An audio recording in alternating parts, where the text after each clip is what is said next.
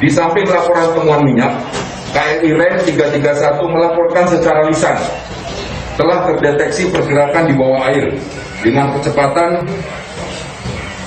2,5 knot.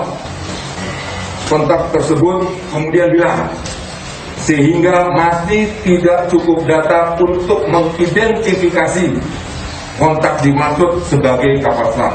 Sementara ini untuk menindaklanjuti atau untuk mencari hasil yang kemarin diperoleh oleh KRI Rimo. Jadi kemarin ada KRI Rimo yang disampaikan oleh Bapak Kasal bahwa ada satu titik magnet yang cukup kuat. Nah itu mudah-mudahan itu tidak berubah, akan dikejar itu. Ya mudah-mudahan itu menjadi titik terang. Dalam konteks penyelamatan, selain kita menunggu bantuan dari rekan-rekan luar negeri, yang itu tadi yang masih bisa kita lakukan adalah ya kita mengerahkan yang kita punya kapal selam kita sendiri untuk bisa mencari ke bawahnya. Karena itulah kita mohon semua masyarakat, mari kita berdoa bahwa anak-anak kita bisa kita ketemui dalam waktu yang sesingkat-singkatnya. Kejadian ini juga terjadi di beberapa negara. Jadi bukan hanya di Indonesia, tetapi negara seperti Amerika, Rusia, Argentina, Prancis pernah mengalami hal yang serupa. Mungkin pengalaman-pengalaman mereka bisa kita gunakan untuk bagaimana teknis pencariannya.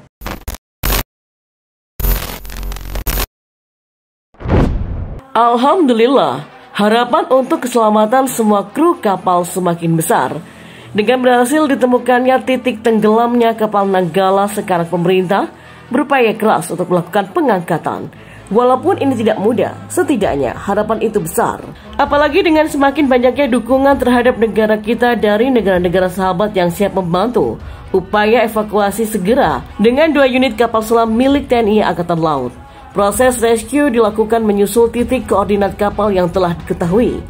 Saat ini kami telah mengerahkan 2 unit kapal selam lain untuk melakukan penyelamatan. 2 kapal selam sedang dalam perjalanan ke titik untuk rescue, kata Laksamana Julius Wijoyono. Dan kabar ditemukannya titik tenggelamnya kapal membuat Presiden Jokowi menekankan keselamatan awak kapal KRI Nanggala 402 menjadi prioritas utama pencarian. Hal itu disampaikan dalam keterangan pers Presiden RI terkait KRI Nanggala 402 di Istana Bogor. Jokowi juga menekankan bahwa prioritas utama proses pencarian KRI Nanggala 402 adalah keselamatan seluruh awak kapal. Prioritas utama adalah keselamatan 53 awak kapal, ucap Jokowi. Selain itu, Jokowi meminta keluarga para awak kapal KRI Nanggala 402 untuk percaya kepada pemerintah yang terus berupaya dalam proses pencarian. Kepada keluarga awak kapal, saya memahami betul perasaan Bapak Ibu semuanya saat ini. Tapi sekali lagi, pemerintah telah dan akan terus mengupayakan yang terbaik dalam pencarian dan penyelamatan seluruh awak yang ada di dalam kapal selam tersebut, ujar Jokowi. Jokowi pun mengajak seluruh masyarakat untuk mendoakan agar upaya pencarian dan penyelamatan KRI Nanggala 402 diberikan kelancaran. Kita sebelumnya sudah tahu, dalam proses pencarian kapal selam KRI Nanggala 402, TNI Angkatan Laut juga dibantu oleh sejumlah instansi pemerintah seperti Polri, KNKT, BPPT, dan juga Basarnas.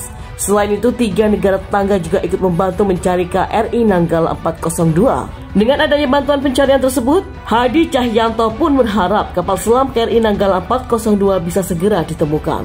Dengan semakin banyaknya bantuan dari pihak dalam dan dari luar, membuat masyarakat sangat senang. Karena dengan begitu, maka upaya pengangkatan akan berjalan lebih cepat. Sementara itu, Kapolri Jenderal Polisi Listio Sigit Prabowo menyampaikan, Polri juga mengerahkan bantuan demi mencari kapal selam KRI Nanggala 402 dari jajaran Armada 2 Surabaya yang hilang kontak saat melaksanakan latihan penembakan torpedo SUT di perairan Selat Bali. Mudah-mudahan ini juga bisa membantu mempercepat pencarian terkait kondisi terakhir kapal Nanggala yang saat ini masih terus dipastikan di titik akhir. Tutur Listio di Base of Landut Gusti Ngurah Rai Badung, Bali. Dan menurut Listio, kapal pembantuan dari Polri dikirim dari wilayah Nusa Tenggara Timur, Bali, dan Jawa Timur. Keseluruhan dipastikan siap mendukung pencarian kapal selam KRI Nanggala 402. Kemudian kami juga mengirimkan alat robotik yang bisa diturunkan ke bawah air kedalaman 300 meter dan juga sonar yang bisa menembak kurang lebih dari 1 km yang sering kami gunakan mencari pesawat-pesawat yang tenggelam, kata Listio. Kepala Dinas Penerangan TNI Angkatan Laut atau Kadis Penal Laksamana Julius Wijoyono mengatakan ada sebanyak 53 kru yang ikut dalam pelatihan tersebut. Saat ini tim SAR baik dari TNI maupun instansi lain sudah mengerahkan seluruh peralatan dan kemampuan yang ada. Untuk kesulitan teknis, dalam hal ini menemukan titik kapal selam itu belum ada. Hanya semua peralatan sudah kita gerakkan termasuk bantuan dari Polri, Basarnas, dan unsur lain sudah kita kerahkan. Untuk menemukannya pun masih butuh waktu, kata Julius saat konferensi pers. Diberitakan tim pencarian dan penyelamatan atau SAR kapal selam KRI Nanggala 402 yang hilang kontak saat latihan di perairan Bali. Kepala Pusat Penerangan TNI Majen TNI Ahmad Riyad mengatakan 9 titik tersebut termasuk titik lokasi tumpahan minyak dan titik ditemukannya daya magnet yang sangat kuat. Jarak antara satu titik dengan titik lainnya, kata Riyad, sekitar 10 nautical mile. Lokasi titik-titik tersebut, kata dia, berjarak sekitar 23 nautical mile atau 40 km dari Celukan Bawang. Sesuai dengan data yang kami terima sampai sore hari, ada 9 titik termasuk ada yang tumpahan minyak maupun ada yang daya magnetnya sangat kuat. Jadi ada 9 titik tersebar, jaraknya 23 nautical mile dari sini dan tersebar kurang lebih mungkin sekitar nautical mile luasannya. Itulah sedemikian banyak sehingga sekarang sudah ada pembagian, kata Riyad. Saat ini, kata Riyad, baik dari unsur TNI maupun unsur instansi lainnya sudah mendapatkan pembagian sektor pencarian. Namun demikian, ia mengatakan sampai saat ini tim masih belum berhasil menemukan lokasi keberadaan kapal selam KRI Nanggala 402. Menurut seorang dosen di University of Kentucky yang telah menulis tentang subjek tersebut, ia mengatakan bahwa kapal selam sangat sulit untuk dilacak. Ada beberapa cara agar kapten atau kru dapat mengetahui lokasinya jika dalam kesulitan. Metode ini termasuk mengirim panggilan sinyal ke kontak di pangkalan angkatan laut atau kapal sekutu, ataupun melepaskan perangkat yang mengapung ke permukaan tetap terpasang ke kapal selam. Kapal selam ini akan membuat sinyal itu ketika dipanggil untuk melakukannya, katanya kepada BBC. Tim penyelamat tidak bisa mencapai di bawah 600 meter, kata Little, dan di bawah itu setiap kapal selam memiliki kedalaman yang menghancurkan, di mana strukturnya tidak akan mampu menahan tekanan air. Jadi sangat jarang kapal selam tenggelam, kata Mr. Little. Terakhir terjadi pada tahun 2000, ketika kapal selam Rusia Kursk tenggelam di Laut Barents dan menewaskan 118 awak di dalamnya.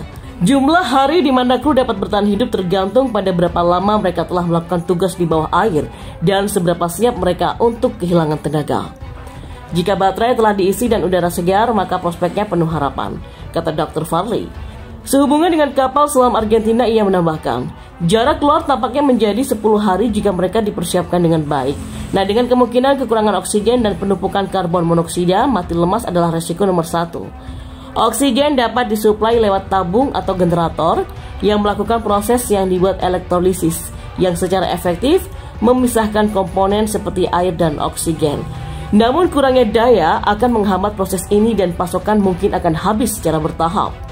Dr. Farley menunjukkan bahwa jika kompartemen di dalam kapal selam yang terperangkap menjadi banjir, maka ini dapat menyebabkan kebakaran kilat dan bahaya lainnya karena udara semakin terkompresi. Jika kapal yang tenggelam mengalami masalah saat kembali ke permukaan, maka prosedur dapat disiapkan untuk membantu mengangkatnya. Untuk mengontrol daya apung, maka tangki bahan bakar atau pemberat yang dapat menambah bobot dapat dikosongkan dan digunakan untuk mengangkat kapal selam. Untuk mencapai hal ini, maka bahan bakar diesel atau pemberat dilepaskan, mengosongkan tangki, dan ruang kemudian diisi dengan udara. Kapal selam juga punya pembangkit listrik tenaga air kecil, sayap yang disesuaikan untuk memungkinkan air bergerak ke berbagai arah saat kapal mengangkat haluan dan buritannya ke atas atau ke bawah untuk membantu.